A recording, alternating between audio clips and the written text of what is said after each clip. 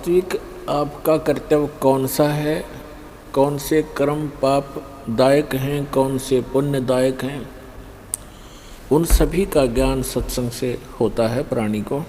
तो पुण्यात्मा,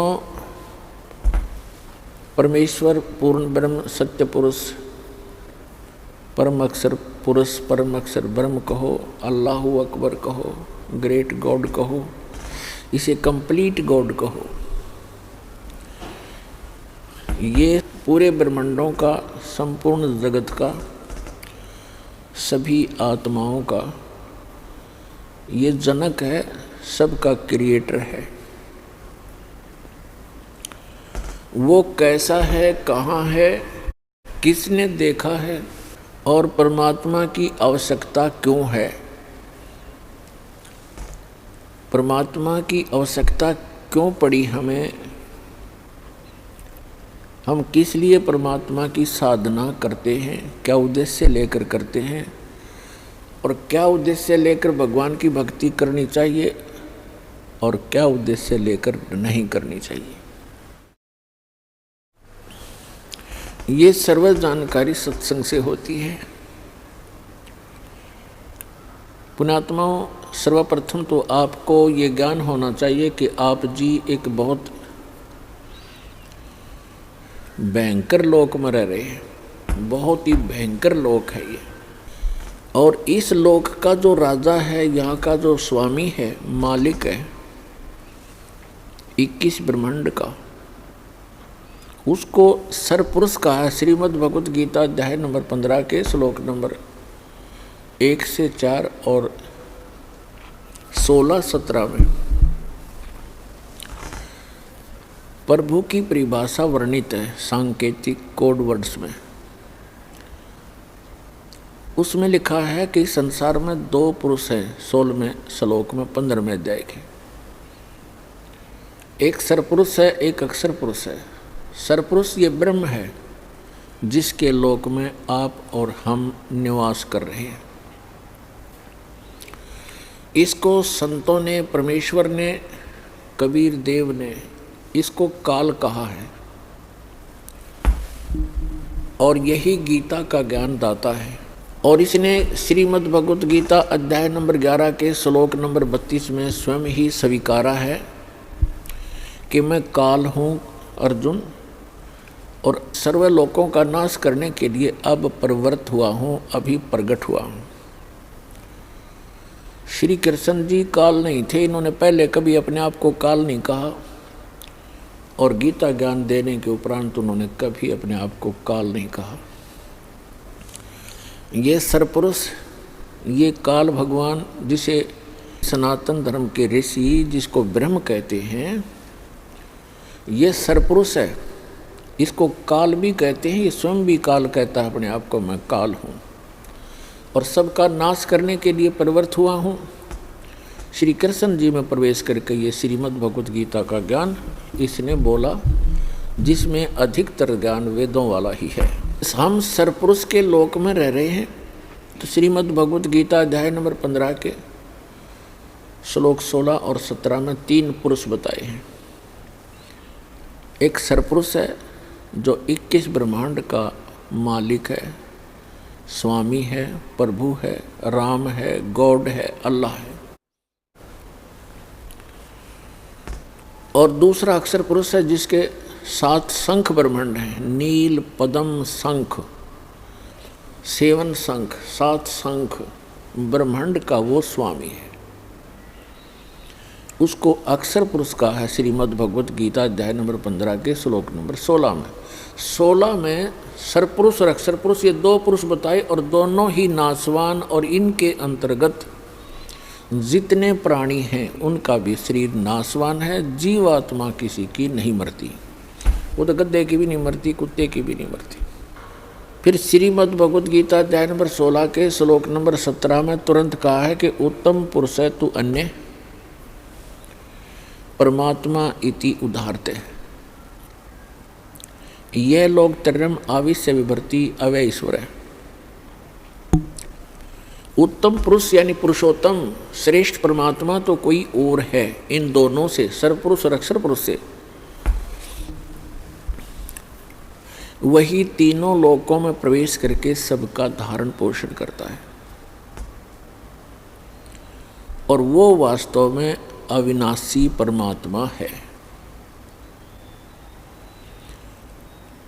अपने आत्माओं श्रीमद् भगवत गीता अध्याय नंबर 15 के श्लोक नंबर 1 से 4 में स्पष्ट किया है। गीता अध्याय नंबर 15 के श्लोक मंत्र 1 और 2 का निष्कर्ष है कि ऊपर को जड़ वो तो मूल मालिक है, कुल मालिक है, पूर्ण परमात्मा है, और नीचे को तीनों गुण रूपी शाखा, रजगुण ब्रह्मा, सतगुण विष्णु, तमगुण शिव जी रूपी शाखा वाला ये उल्टा लटका हुआ संसार रूपी वृक्ष है। और जो संत इसके सभी विभाग बतावे वह तत्वदर्शी संत है। ऊपर को जड़ तो पूर्ण परमात्मा है, सत्य पुरुष है, अविनाशी परमेश्वर है, परम अक्षर ब्रह्म है, और संसार रूपी वृक्ष को अर्थात किसी भी पेड़ को मूल से ही सर्व कुछ प्राप्त होता है, मूल से जड़ से ही उसका पोषण होता है। इसलिए हमारा सबका जो मूल मालिक है, कुल मालिक है, जो संसार रूपी वृक्ष की जड़ है, मूल है, जिसने सब ब्रह्मांडों की रचना की और सभी का वो पालन पोषण भी कर रहा है, वो सत्य पुरुष है, वो परम अक्षर पुरुष है। वही पूजा के योग्य है, वही पाप नाशक है, वही मोक्षदायक है, वही सबका जनक है, सर्व उत्पादक है।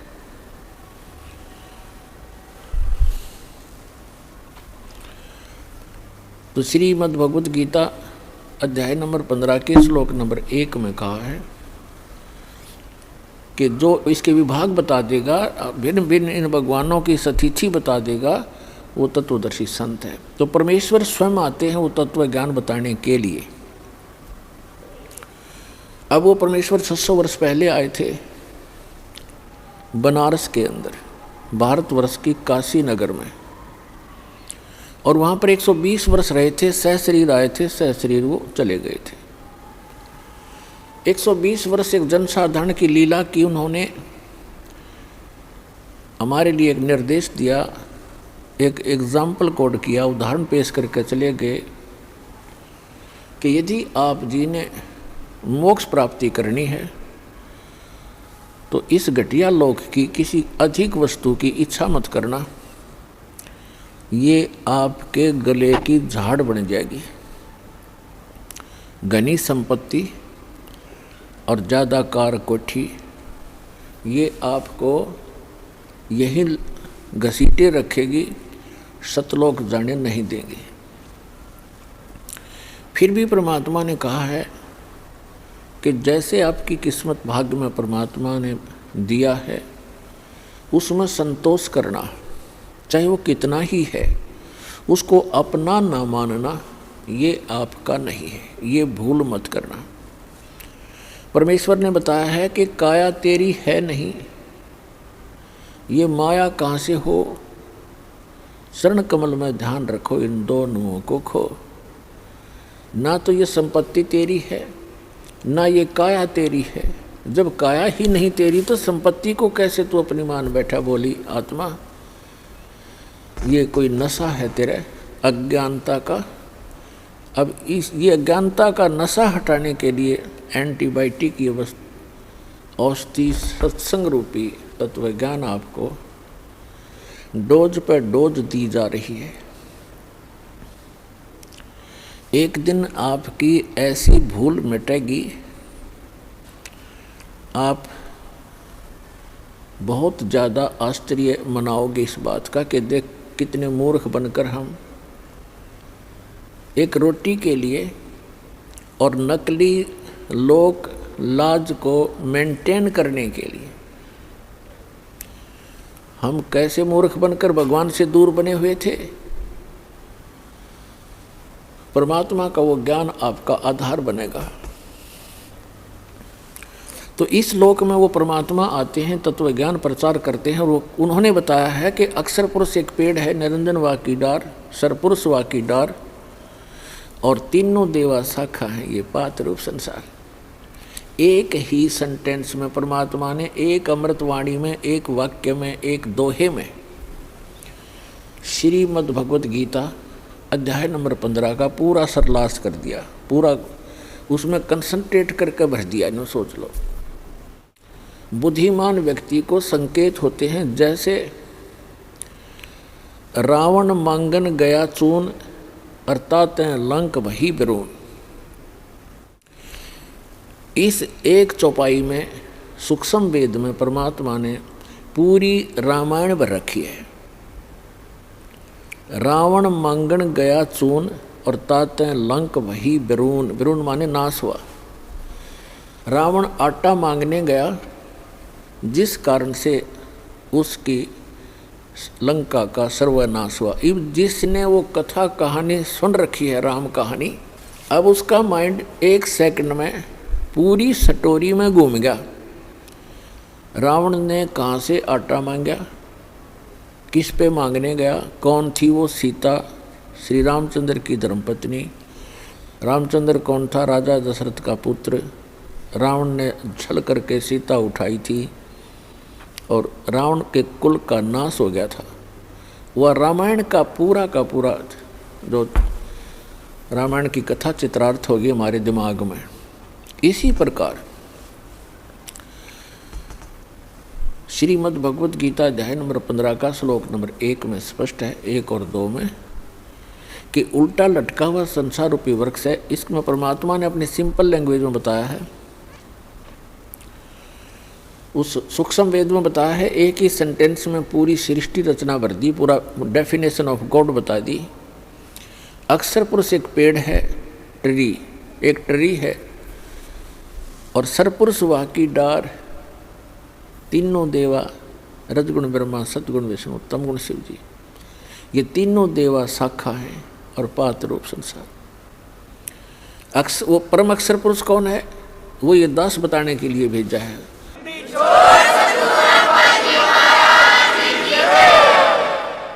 वही है जिसने अपनी द्वारा रची हुई सृष्टि को ठीक ठीक बताया, वो परम अक्षर ब्रह्म है। श्रीमद् भगवत गीता अध्याय नंबर 15 के श्लोक नंबर 1 से 4 का निष्कर्ष है कि अर्जुन, जब तत्वदर्शी संत तुझे मिल जाए, उसकी पहचान ये है कि वो इस संसार रूपी वृक्ष के सभी विभाग बताओगा। उसके पश्चात परमेश्वर के उस परम पद की खोज करनी चाहिए, जहाँ जाने के बाद साधक फिर लौटकर कभी जन्म मृत्यु में नहीं आते। और जिस परमेश्वर ने सारे ब्रह्मांडों की रचना की, उसी की भक्ति करनी चाहिए, और की नहीं। श्रीमद् भगवत गीता अध्याय नंबर 8 के श्लोक नंबर 1 में अर्जुन ने पूछा, आप जी ने गीता अध्याय नंबर 7 के श्लोक 29 में जिस तत्वब्रह्म की जानकारी दी है कि उस तत्वब्रह्म से परिचित, सारे अध्यात्म ज्ञान से परिचित और सभी कर्मों से परिचित प्राणी केवल जरा और मरण से छूटने का ही प्रयत्न करता है, तो वो किम तत्वब्रह्म, ऐसा वो तत्वब्रह्म क्या है जिसको जानकर संसार प्राणी साधक इस संसार की किसी वस्तु की इच्छा नहीं रखता। गीता ज्ञानदाता ने 8वें अध्याय के 3रे मंत्र में उसका उत्तर दिया है कि वो परम अक्षर ब्रह्म है, गीता ज्ञानदाता से अन्य है। तो परम अक्षर ब्रह्म ही हमारा सबका जनक है, वही हमारा पिता है, वही हमारी माता है, वही हमारा मित्र है, वही हमारा भाई है, वही हमारा मूल धन है। त्वमेव माता च पिता त्वमेव, त्वमेव बंधु च सखा त्वमेव, त्वमेव विद्या च द्रविणम त्वमेव, त्वमेव सर्व मम देव देव। ये वो परमात्मा है जिसके अंदर ये सर्व गुण हैं, जिनका हम रह रहकर व्याख्यान सुना और सुनाया करते थे। अभी तक हमें परमात्मा की परिभाषा का ABC का भी ज्ञान नहीं था। अब आपको A से लेकर Z तक ज्ञान हो गया इस तत्व ज्ञान को सुनने से, क्योंकि ये ज्ञान परमात्मा ही बताता है और परमात्मा के बताए कोड वर्ड को, सांकेतिक शब्दों को परमात्मा का कृपा पात्र ही समझ सकता है। 5500 वर्ष हो गए श्रीमद् भगवत गीता, पवित्र श्रीमद् भगवत गीता, पवित्र चारों वेद, पवित्र पुराण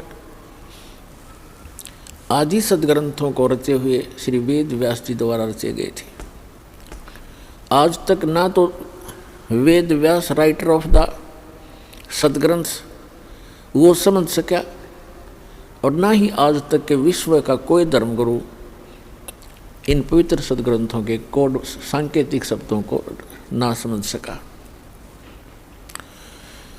इस दास पर रजा करी परमेश्वर कबीर जी ने आप अपनी पुण्य आत्माओं के लिए ऐसे समय में जिस समय आप शिक्षित हो, सदग्रंथ हमारे जीवित हैं, अन्यथा ये 50-100 वर्ष के बाद ये सदग्रंथ आपके हाथों से निकल जाते, फिर हमारे पास क्या आ जाते, हनुमान चालीसा, गणेश जी की आरती, भगवान शिव की आरती, जय गणेश देवा माता थारी पार्वती, हम इसमें लगे रहते हैं। तो पुण्यात्माओं,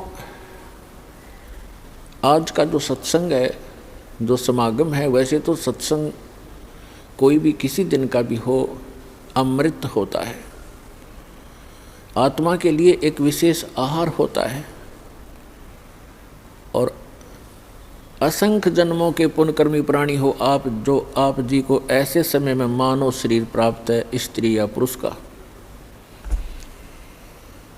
जिनको सतलोक आश्रम बरवाला जिला हिसार हरियाणा के अंदर आने का और उपदेश प्राप्त करने का सौभाग्य प्राप्त हुआ। लख बर सूरा जूझ ही लख बर सावत दे, लख बर यति जहान में तब सतगुरु शरणा ले। आप कितने पुण्यात्मा हैं युगों युगों के। लाल की कीमत को जौहरी बता सकता है, लाल को अपनी कीमत का ज्ञान नहीं होता। परमात्मा कहते हैं गोता मारूं स्वर्ग में जा बैठूं पाताल, और गरीबदास जी बता रहे हैं भगवान कबीर साहिब की महिमा, जैसे तुलसीदास जी ने रामायण का चित्रण किया था, बोला था, ऐसे गरीबदास जी ने उस परम अक्षर ब्रह्म की महिमा का गुणगान किया हुआ है, इसलिए गरीबदास जी का नाम इसमें साथ आता है। कबीर साहब कहते थे कि गोता मारूं स्वर्ग में जा बैठूं पाताल, गरीबदास ढूंढता फिरूं अपने हीरे मोती लाल।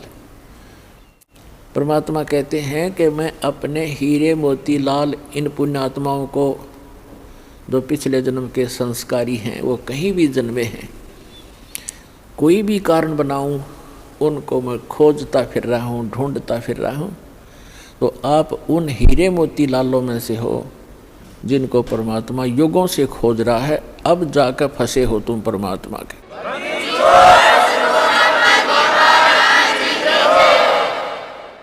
नहीं तो आप उस काल कसाई के फंसे थे, आज परमात्मा की जकड़ में आए हो पुण्यात्माओं। इस परमात्मा के जहाज से उतरना जाना, नहीं तो आप सदा के लिए बाउदल के अंदर बह जाओगे, असंख्य जन्मों में जाकर के फिर आपका ये दाव लगेगा। इस ऐसे समय में आपका मानव शरीर है। वैसे तो इस ज्ञान से बुद्धिमान मानव है, आज कोई अनजान नहीं है, बहुत बुद्धिमान मानव है। इस ज्ञान से शीघ्र ही आपको समझ में आ जाएगा ये क्या राज है, क्यों जन्मते हैं, क्यों मरते हैं। आज हम सब कुछ मान रहे हैं, पुत्र पुत्री हैं, संपत्ति संतान है, एक सेकंड में या तो संतान की मृत्यु हो जाती है या स्वयं ही संसार छोड़कर चला जाता है। व्हाट इज दिस, ये क्या है? तो ये समझ में आओगा थोड़े दिन में आपको ये इतना गंदा लोग दिखाई देगा, आपको अंदर से हेट हो जाएगी इसकी।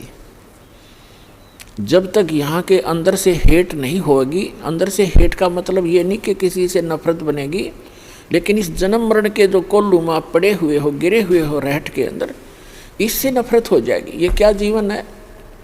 आज हम सारा लग रहे हैं, ये जोड़ दूं, कोठी बना लूं, झूठ बोली, चोरी करी, रिश्वत खोरी करी, मिलावट किया, सारा दिन कर्म बिगाड़े, एक कोठी बना ली, एक कार ले ली, कल मृत्यु होगी और फिर गधा बना फिर वहाँ कुर्डियों पे।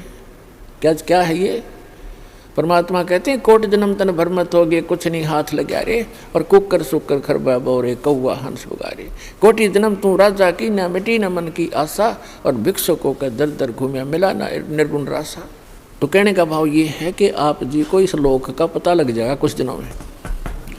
और फिर आपकी स्थिति ऐसी हो जाएगी कि बंदी छोड़ दयाल जी तुम तक हमारी दौड़, और जैसे काग जहाज का अब सूजत और न ठोर। जैसे समुद्री जहाज के अंदर कौवे बैठकर चले जाते थे, क्योंकि रास्ते में यात्री आहार करते खाना खाते हैं, पुण्यकर्मी प्राणी होते हैं, पशु पक्षियों को अवश्य कुछ अंश अपने भोजन का डालते हैं। तो कौवे चले जाते हैं जहाज पर बैठकर। रात्रि के समय काफ़ी समय बीत जाता है, काफ़ी दूर निकल जाता है जहाज सूर्य उदय पर। पुराने समय की बातें हैं, उस समय दिशा सूचक यंत्र जो होते थे इतने एफिशिएंट नहीं होते थे, और वो कई बार इस चुंबकीय चट्टानों से डिस्टर्ब हो जाते थे। समुद्र के अंदर चुंबकीय चट्टान होती हैं, उनसे डिस्टर्ब हो जाते थे, और जो जहाज के चालक होते थे वो अपनी दिशा और दिशा सूचक को चेक करने के लिए, उसकी जांच करने के लिए जहाज पर बैठे हुए कौवे को पत्थर मार मार कर उड़ने को विवश कर देते थे। और कौवे के अंदर एक विशेषता दी है परमात्मा ने कि वो भूलता नहीं रात्रि में भी तो कौन सी दिशा से चला था, पूर्व से चला था या पश्चिम से चला था, या दक्षिण से चला था या उत्तर से चला था। तो वो तुरंत उसी दिशा को उड़कर चलता है, सीधा स्ट्रेट। उससे चालक तो अपनी दिशा की जांच कर लेता है कि हम सही दिशा में चल रहे हैं या नहीं, हमारा इंस्ट्रूमेंट ठीक काम कर रहा है कि नहीं। कुछ देर के बाद वो कौवा क्या देखता है, वहाँ से तो उड़ गया, आगे देखता कोई भी बैठने का ठिकाना उसको दृष्टि गोचर नहीं हो रहा। वो 1500 फुट उड़ जाता है, फिर वापस मुड़ जाता है उस जहाज की ओर, क्योंकि उस जहाज के अतिरिक्त उसको अपना जीवन रक्षक कोई भी नज़र नहीं आता। जहाँ भी देखता है वही डूबने का स्थान है, मृत्यु हो जाने का डर है। एक जहाज ही सुरक्षित स्थान उसको मिलता है। तो पुण्यात्माओं परमात्मा ने एक संकेत दिया है कि एक दिन आपको कबीर भगवान और ये सतलोक आश्रम स्थान और इस दास के द्वारा दिया गया ये अमृत नाम और ज्ञान आपको ऐसा लगेगा जैसे परमात्मा कहते हैं, आप फिर ऐसे कहा करोगे, बंदी छोड़ दयाल जी तुम तक हमारी दौड़, और जैसे काग जहाज का अब सूजत और न ठोर। इस परमात्मा कबीर जी के अतिरिक्त, इस सच्चे नाम के अतिरिक्त, इस सच्चे ज्ञान के अतिरिक्त आपको पूरा संसार ऐसा नजर आएगा जैसे जहाज के अतिरिक्त पूरा जल है जिसमें बैठते डूब जाओगे।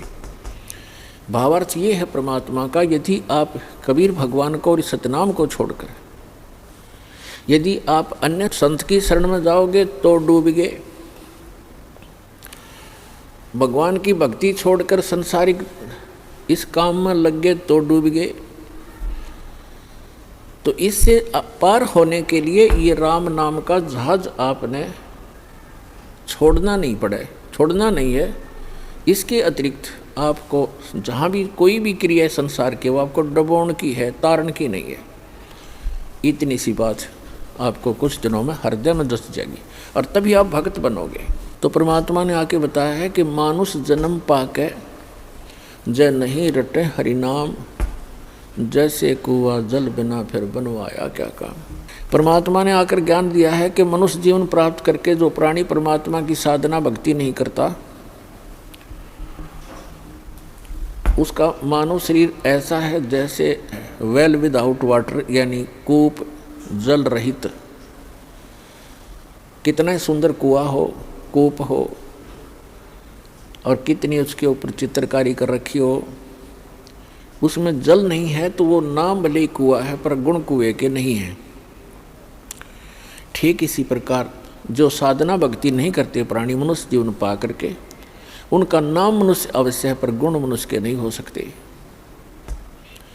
फिर दूसरी बात यह है कि जो साधना करते हैं एक पूर्ण परमात्मा की भक्ति इष्ट रूप में ना करके किसी अन्य देव को इष्ट बनाकर आन उपासना करते हैं, वो साधना करते करते भी फेल हैं, उनकी साधना भी व्यर्थ है। तो पुण्यात्मा, आज का वो शुभ दिन है, इस दास के जीव का उद्धार हुआ था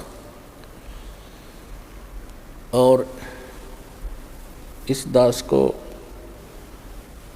उपदेश प्राप्त हुआ था और उपदेश भी वो जिसको हम खोजते खोजते असंख्य युग हो गए थे,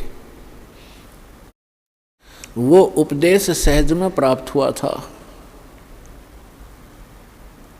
वो दिन आज भी भूला नहीं जाता इस दास से। यदि हम अंग्रेजी महीनों में गिने तो 17 फरवरी सन 1988 का वो शुभ दिन, और वैसे फाल्गुन अमावस्या थी जो आज फाल्गुन अमावस्या है, ये शुभ दिन। और इस समागम के अंदर एक दो विशेषताएं हैं। एक तो दास का आध्यात्मिक जन्म हुआ। परमात्मा की वाणी में लिखा है कि जिस दिन सतगुरु भेंटिया सो दिन लेखे जान, बाकी जन्म गंवा दिया व्यर्थ गया बिना गुरु के नाम। जब तक आपको उपदेश नहीं मिलता मनुष्य शरीरधारी प्राणी को, तब तक आपका जीवन मनुष्य का नहीं है। अन्य पशु पक्षियों जैसी ही हम क्रियाएं कर रहे होते हैं, वो मनुष्य जीवन नहीं है।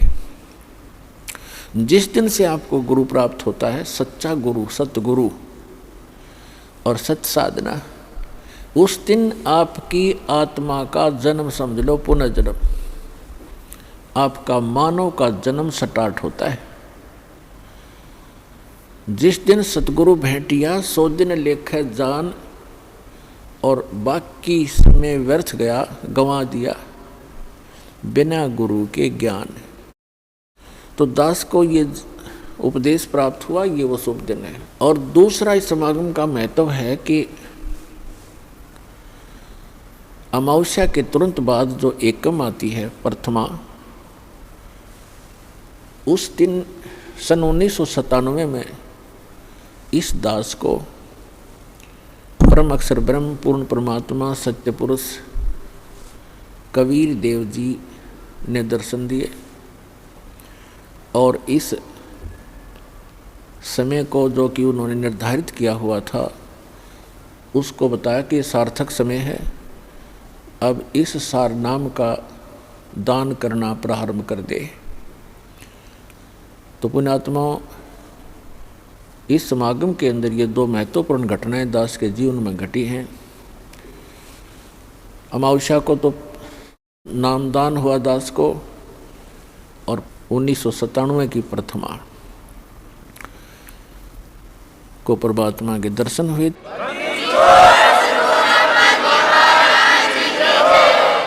इस सतनाम को और सारनाम को गुप्त रखना था, और इतना इम्पोर्टेंट मंत्र है ये, इसको अभी तक डिस्क्लोज नहीं करना था।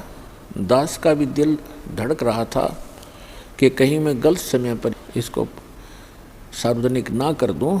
सन 1994 में दास को नाम दान करने का आदेश मिला था पूज्य गुरुदेव से।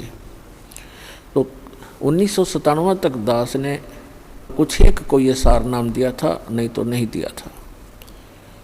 मुझे हिचका हुआ देखकर परमात्मा को आना पड़ा, क्योंकि वो आपके लिए भटक रहे हैं। हम तो जीव हैं, जीव तो जीव जितनी सोच ही रखता है।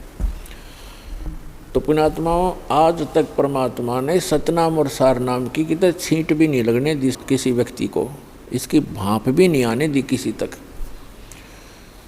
आदरणीय नानक साहब जी को सतनाम प्राप्त हुआ था, लेकिन उनको सख्त हिदायत दे दी थी कि अभी डिस्क्लोज मत करना, नहीं तो मेरा सारा मिशन खराब हो जाएगा, परमात्मा कबीर जी ने कहा था। ऐसे आदरणीय धर्मदास साहिब जी को परमात्मा मिले थे, सचखंड सतलोक लेकर गए थे, फिर उनको सतनाम और सारनाम प्रदान कर दिया था, प्रथम मंत्र भी दिया था। उनसे भी प्रतिज्ञा करा ली थी कि धर्मदास मेरी लाख दुहाई, ये मूल ज्ञान की तबार ना जाए। फिर कहा कि धर्मदास मेरी लाख दुहाई, ये सार शब्द कहीं बाहर ना जाए। ये मूल ज्ञान और सार शब्द बार जो पढ़ी, ये बिचली पीढ़ी हंस नहीं तरही। आप उस बिचली पीढ़ी में जन्मे हो जिसके लिए परमात्मा इस भक्ति को संभाल के रखे हुए था, और आपके लिए पिटारा खोल दिया, खजाना खोल दिया परमात्मा ने।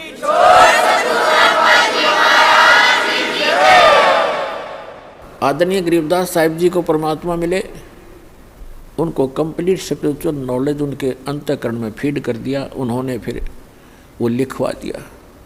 लेकिन गरीबदास साहिब जी ने किसी को भी ये मंत्र नहीं दिए सतनाम और सारनाम, केवल एक संत को दिए थे। उसको ऐसी प्रतिज्ञा कराते रहे कि आगे किसी को बताना नहीं, आप जाप करो, केवल एक संत को बताना है, उत्तराधिकारी आपका। तो वो परंपरा चलती चलती मेरे पूज्य गुरुदेव जी के पास आई, उनसे आगे इस दास को प्राप्त हुई, जो आज परमात्मा ने इस बीज को बखेर दिया और पूरे विश्व को ये नाम अब देने का आदेश है।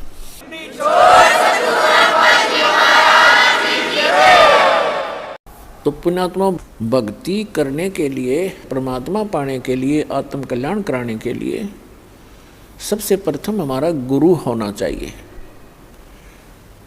परमात्मा कहते हैं गुरु बिन माला फेरते, गुरु बिन देते दान, गुरु बिन दोनों निष्फल हैं, चाहे पूछो वेद पुराण। पूर्ण संत के बिना, सतगुरु के बिना यदि आप जी नाम जाप भी करते हैं और कोई दान धर्म भी करते हैं, वो आपका व्यर्थ है। फिर उदाहरण देते हैं कि राम कृष्ण से कौन बड़ो, उन्हों भी गुरु कीन, और तीन लोग के वे धनी, गुरु आगे अधीन। परमात्मा हमें याद दिलाते हैं कि गुरु के बिना यदि कोई साधना करता है वो व्यर्थ है, दान धर्म करता है वो भी व्यर्थ है। फिर उदाहरण देते हैं कि कोई अपने आप में ये समझे कि गुरु की शरण में जाना आवश्यक नहीं है, तो आप जी यानी विशेषकर सनातनी लोग, हिंदू धर्म के व्यक्ति श्री राम और श्री कृष्ण जी को सुप्रीम पावर मानते थे। तो परमात्मा ने उन्हीं का उदाहरण देकर बताया है कि राम कृष्ण से कौन बड़ो, उन्हों भी गुरु कीन, और तीन लोग के वे धनी, गुरु आगे अधीन। श्री राम और श्री कृष्ण जी ने भी गुरु धारण किए। तो आप अपनी सतीथि से परिचित हो जाना कि आपका कैसे गुजारा होगा, आपका निर्वाह कैसे होगा बिना गुरु बनाए और भक्ति किए। उन्होंने भक्ति की, उन्होंने गुरु भी बनाए, तो आप जी जिनको भगवान मान रहे हो। तो पुण्यात्माओं, बुद्धिमान को संकेत पर्याप्त होता है। परमेश्वर कबीर जी ने कहा था कि तीन लोक सब राम जपत हैं, जान मुक्ति को धाम। और वशिष्ठ मुनि ने श्री राम को दिया ओम नाम। क्या बताते हैं कि आप जी तो श्री रामचंद्र जी पुत्र दशरथ जी को एक भगवान मानकर उसकी पूजा करते हो, और कहते हैं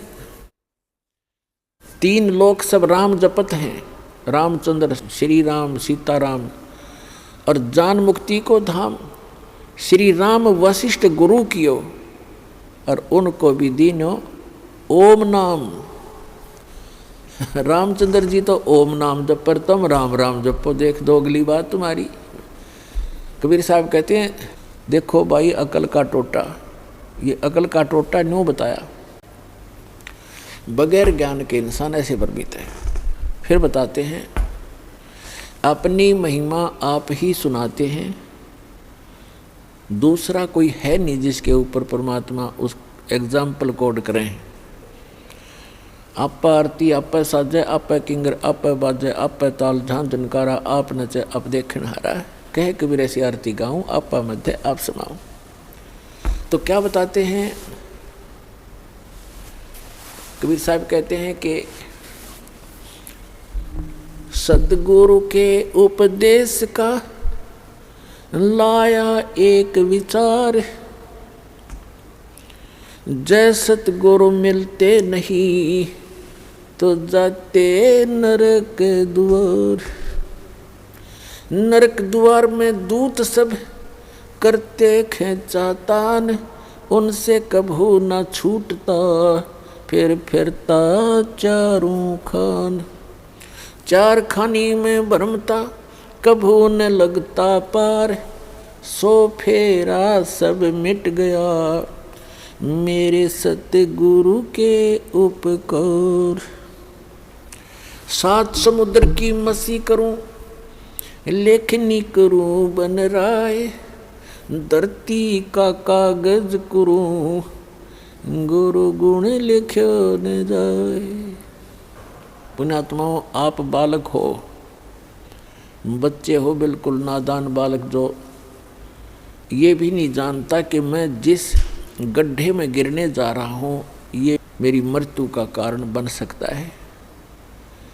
आप ये भी नहीं जानते कि जिस सर्प को मैं पकड़ने जा रहा हूँ ये आपको डस लेगा और आपकी जान का घातक, जीवन का घातक बन जाएगा। आप इतने अबोध हैं, आप ये नहीं जानते हो कि जो बिजली का तार नीचे टूट कर गिरा हुआ है, स्पार्किंग कर रहा है, लूज हो रहा है, उसको आतिशबाजी जानकर वो बालक नादान पकड़ने की चेष्टा करता है और मृत्यु को प्राप्त हो जाता है। तो पुण्यात्माओं, आप जी को जब इस गंदे लोक का ज्ञान होगा, आप जहाँ रह रहे हो, आप जिस माया रूपी सर्प को पकड़ने के लिए सारा जीवन बर्बाद कर देते हो, ये माया रूपी सर्प आपको खा जाएगा। लेकिन परमात्मा की शरण में आने के बाद आपको ये सर्प मिलेगा, लेकिन इसके दांत निकाल दिए जाएंगे। ये परमात्मा आपको धन देगा,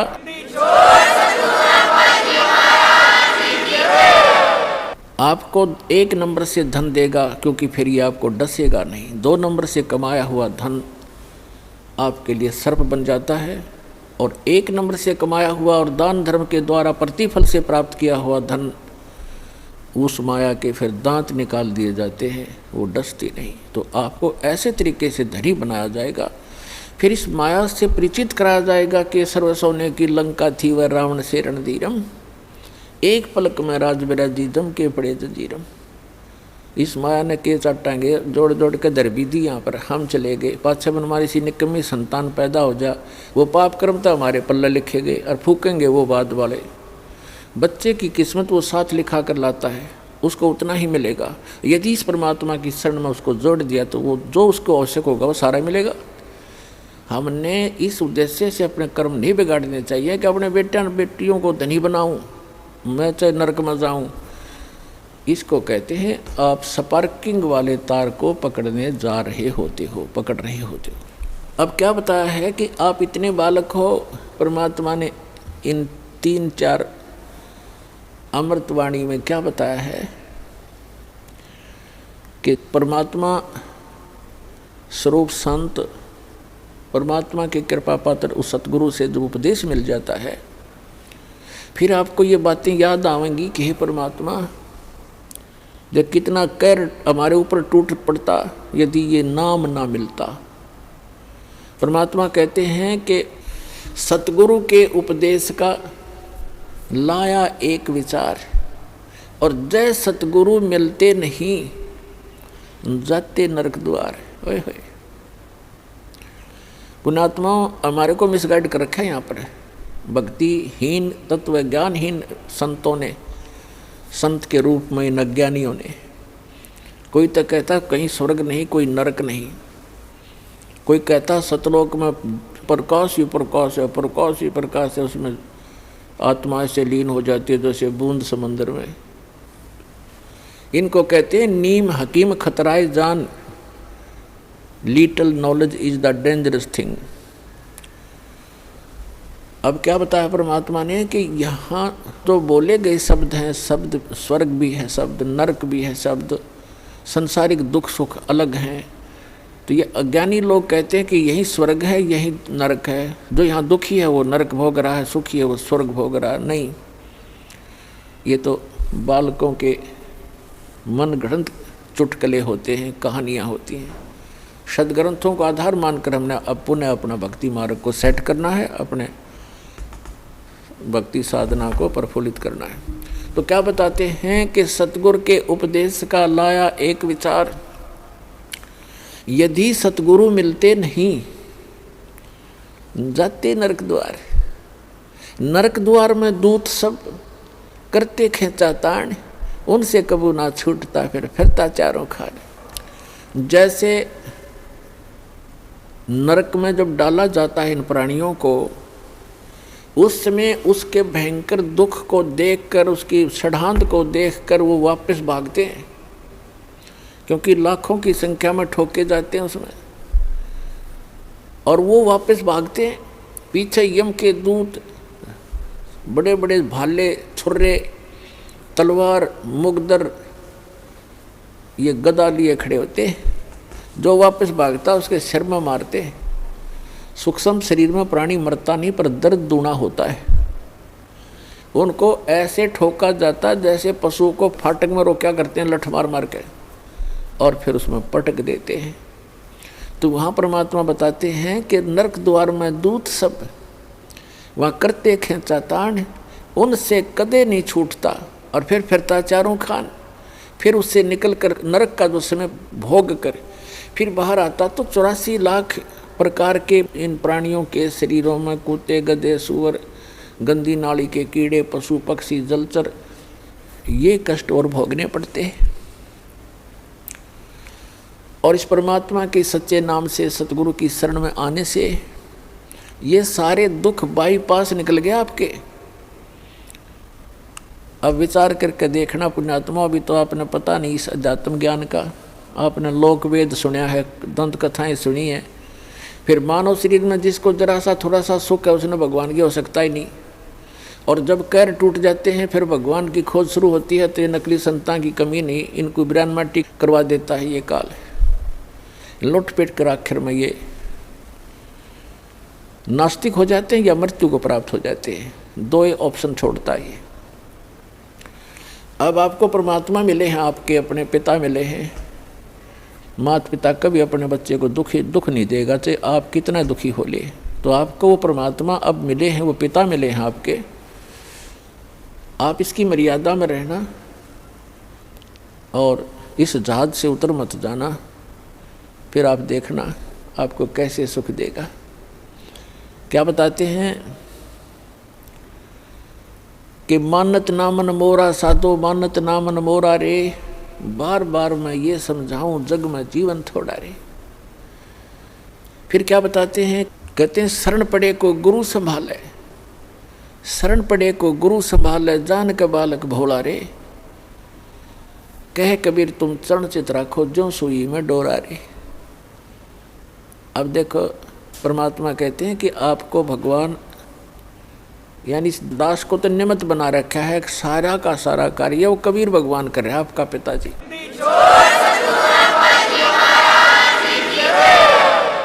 उसके लिए उन्होंने बताया है कि जैसे ये दास एक उस परमात्मा का चलता फिरता एक पावर हाउस है, लेकिन मेन पावर हाउस तो वो खुद है मालिक। वो थर्मल प्लांट है जहाँ से बिजली बनती भी है और आपको हमें प्राप्त भी हो रही है। इससे आपको आगे कनेक्शन मिल गए।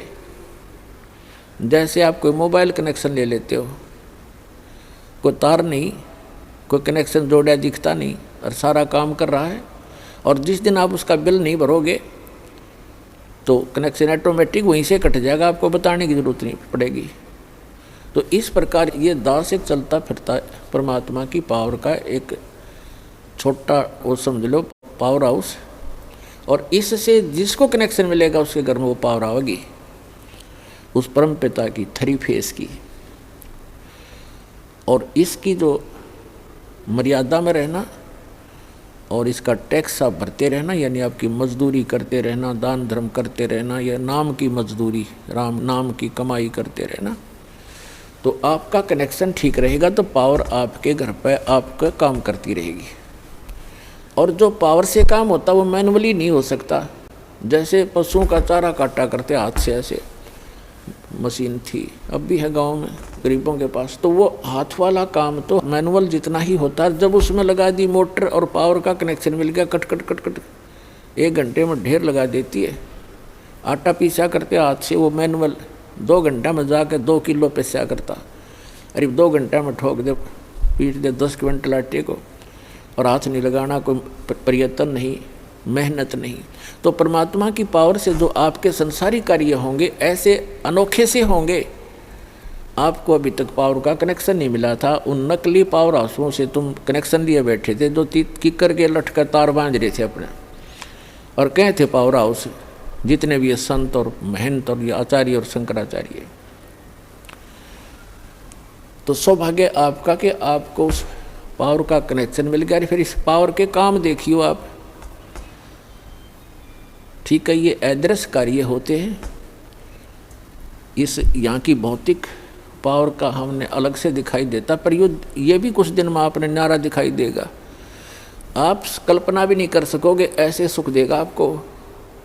और आप किसी को बताओगे, आपको शर्म आओगी कि जान दे नाटेगा और मन झूठा बना होगा, एक झूठ बोल रहा है, और आपका कलजा फटन हो रहा होगा, किसने बताऊं।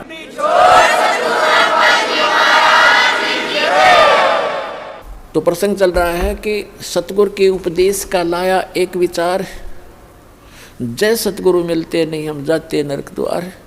नरक द्वार में दूत सब ये करते खेचा तान, उनसे कदे ना छूटता फिर फिरता चारों खान। 4 खानी में भरमता, 84 लाख योनियों में गधे कुत्ते सुअर की योनि भोगता, और कभू ना लगता पार, 100 फेरा सब मिट गया मेरे सतगुरु के उपकार। होय होय, यानी उस गुरुदेव जी के उपकार से ये सारा मेरा झंझट समाप्त हो गया। गुणात्माओं देखो, उद्देश्य रखना अपने यहाँ से पीछा छुटवाने का। ऐसा ज्ञान बता दिया जाएगा, आपको आत्मा से ग्लानि हो जाएगी पुनर्जन्म की, और जब तक आत्मा में हेट नहीं होगी इस पुनर्जन्म की, तो आपका कभी ना कभी पैर फिसल जाएगा। ठीक है, यदि आप पार नहीं हुए तो आपके पास इतना भक्ति धन हो जाएगा कि आपका हजारों युगों तक तो ये काल आपके पंजे धरती पर नहीं टेकने देगा, और इस पृथ्वी पर बिना मोक्ष नहीं हो सकता। ऊपर तो इसका जबरदस्त भयंकर जाल है, वहाँ आपके पुण्यों का नाश करवाता है। वहाँ देवता बना के, इंद्र बना करके, वहाँ बड़े बड़े आपको होटल बना रखे, नाचना गाना सारा दिन, काम में कोई नहीं, अपनी पूंजी आपकी नाश होती है। वहाँ ऐसे ऐसे जुगाड़ जोड़ रखे, और आपके ही कमाई से अपना यो धंधा चला रहा है, यो 21 ब्रह्मांड चला रहा है। आपके पुण्यों का 10%, किसी रेस्टोरेंट में इसने 15% और किसी में 25% की कटौती यानी कमीशन रखा है। उस कमीशन से ये काम चला रहा है। ये तो भिखारी है उस भगवान के आगे, जिसको तुम भगवान मानकर पूज रहे थे ब्रह्म तक। तो पुण्यात्मा यहाँ परमात्मा बताते हैं कि सतगुरु की शरण में आने से आपके ये सभी संकट दूर होंगे, जन्म और मृत्यु का रोग नाश होगा। इसमें प्रथम तो आपको बताया कि गुरु होना चाहिए, और गुरु भी सच्चा हो, सतगुरु हो। तो सतगुरु की जो पहचान आपको बता दी गई है, और जब तक सतगुरु नहीं मिलेगा आपका मोक्ष नहीं हो सकता। उसके बाद फिर दूसरा आता है कि नम्रता हो। सत्संग में जब प्राणी आवे तो केवल ये उद्देश्य रखे। कैसे? परमात्मा कहते हैं, संत मिलन को चालियो तज माया अभिमान, जो जो कदम आगे रखे वो है यज्ञ समान। संत मिलन को चालियो तज माया अभिमान, और जो जो कदम आगे को रखे सो सो यज्ञ समान। अब जैसे आप यहाँ आते हो, आप चाहे कितने धनी हो, कितने आप उच्च पोस्ट प्राप्त हो, चाहे यहाँ का प्रधानमंत्री हो, चाहे पूरी पृथ्वी का राजा हो, परमात्मा के मिलने के लिए जब चला, यानी सतलोक आश्रम बरवाला की तरफ जब चला, कहते हैं संत मिलन को चालियो तज माया अभिमान। और जो जो कदम आगे को रखोगे फिर माया अभिमान से लैस होकर के, रहित होकर के, एक आत्म रूप में, एक दास रूप में आप इधर को प्रस्थान करोगे। आपके एक कदम के रखने की कितनी वैल्यू बताई है, कितना पुण्य होगा आपको। एक अश्वमेघ यज्ञ के तुल्य आपको एक कदम का पुण्य होगा। चाहे आप गाड़ी में आते हो, चाहे अपनी किसी मोटरसाइकिल कार में आते हो, चाहे बसों से आते हो, ये सारे कदम हैं। जैसे किलोमीटर होते हैं तो संतों ने इसको कदमों में मापा है कि वहाँ से यहाँ तक जितने भी आपके कदम रखे गए, जितने कदम बने, कहते हैं उतने ही यज्ञों का पुण्य मिलेगा यदि आप इस भाव से सत्संग के अंदर आओगे। जैसे रोगी होता है, रोगी को ये पता लग जाता है कि दीर्घ रोग है और यहाँ के लोकल हॉस्पिटल के डॉक्टरों ने मना कर दिया है कि आप जाइए ऑल इंडिया इंस्टीट्यूट दिल्ली में। तो वहाँ जब ये डायरेक्शन मिलकर इंसान जाता है तो वहाँ चाहे प्रधानमंत्री हो और चाहे कोई फैक्ट्री मालिक हो, कितना उच्च पोस्ट प्राप्त व्यक्ति हो, उस समय उसको अपनी जान दिखाई देती है, अपनी पोस्ट पद दिखाई नहीं देता। डॉक्टर कहता लेट जाइए, वो तुरंत लेट जाता है। डॉक्टर कहता है ये कपड़े निकाल दीजिए, तुरंत निकाल के रख देता है। उस समय उसके नखरे खत्म हो जाते हैं और तभी वो उपचार प्राप्त करता है। जब तक डॉक्टर के आज्ञा का पालन करता रहे, चाहे कुछ भी कहे वैसे ही, जहाँ लेटने को कहे वहीं लेटना पड़ेगा, जहाँ बैठने को कहेगा वह बैठना पड़ेगा, और कहेगा मुंह खोल सांस तेज ले, वो सारा कुछ करना पड़ेगा। तो तभी वो अपना उपचार करवा पाएगा। तो ठीक इसी प्रकार जब आप सतलोक आश्रम बरवाला की तरफ आवें, संत मिलन को चालिए तज माया अभिमान, और जो जो कदम आगे रखे ओ हे यज्ञ समान, तो आपको इतना पुण्य मिलता है यहाँ आने का। आप क्योंकि संत है नहीं पृथ्वी पर कोई, संत मिलन को चालिए, संत की तरफ चलने मात्र से इतना लाभ है, फिर यहाँ के लाभ होगा वो तो गिनती नहीं हो सकती।